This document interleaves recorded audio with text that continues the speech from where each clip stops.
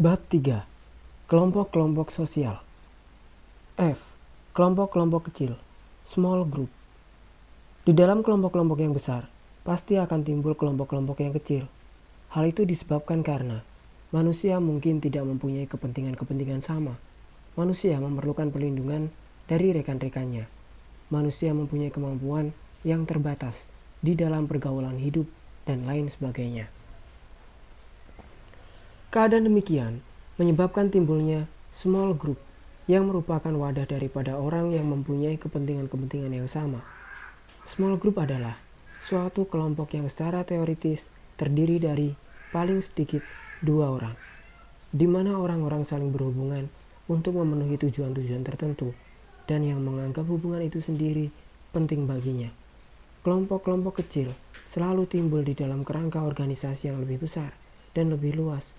Di dalam suatu partai politik misalnya, yang merupakan kelompok sosial yang besar, pasti ada kelompok kecil yang menduduki pimpinan partai politik tersebut.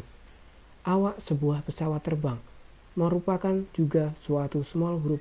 Keluarga Batih juga merupakan kelompok-kelompok kecil dalam kerangka masyarakat tertentu. Akhir-akhir ini, para sosiolog banyak menaruh perhatian pada penelitian small group tersebut. Oleh karena, suatu penelitian terhadap small group adalah penting, sebab kelompok-kelompok kecil tadi mempunyai pengaruh yang besar terhadap masyarakat dan juga terhadap perilakuan individu-individu dalam kehidupan sehari-harinya.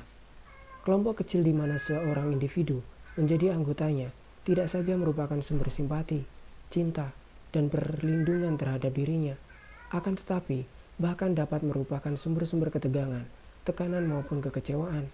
Dengan meneliti kelompok-kelompok kecil akan dapat pula diketahui sampai di mana dinamika masyarakat yang bersangkutan. 2. Pertemuan antara kepentingan-kepentingan sosial dengan kepentingan-kepentingan individu berlangsung secara tajam dalam kelompok-kelompok kecil. Penelitian terhadap gejala tersebut memungkinkan tersusunnya hukum-hukum umum mengenai bagaimana tingkah laku individu dalam menghadapi kenyataan-kenyataan sosial. 3. Small group pada hakikatnya merupakan sel menggerakkan suatu organisme yang dinamakan masyarakat. Dengan mempelajari sel-sel tadi dapat diketahui sumber-sumber gerak masyarakat. 4. Kelompok-kelompok kecil merupakan bentuk khusus dalam kerangka sistem sosial secara keseluruhan. Small group tadi seolah-olah merupakan miniatur masyarakat yang juga mempunyai pembagian kerja, kode etik pemerintahan, prestis, ideologi, dan sebagainya. Penelitian terhadap kelompok kecil tersebut merupakan gejala utama dari abad ke-20 ini. Para sosiolog pada abad ke-19 lebih tertarik pada kecenderungan yang historis daripada masyarakat. Dengan timbulnya masyarakat-masyarakat kapitalistis dan birokratis pada waktu itu, dengan terbentuknya struktur-struktur kelas sosial yang baru, dengan melemahnya kelompok-kelompok sosial yang tradisional dalam masyarakat pada waktu itu, perhatian lebih dicurahkan pada terbentuknya kelompok-kelompok sosial yang baru.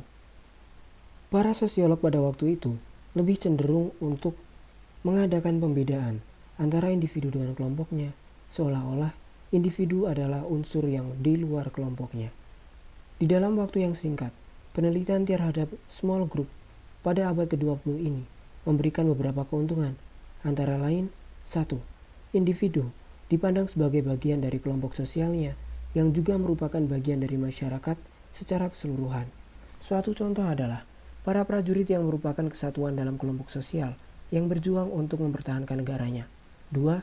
Dipergunakannya metode baru dalam meneliti kelompok-kelompok sosial yang sekarang dianalisa adalah terutama gerak kelompok tersebut. 3.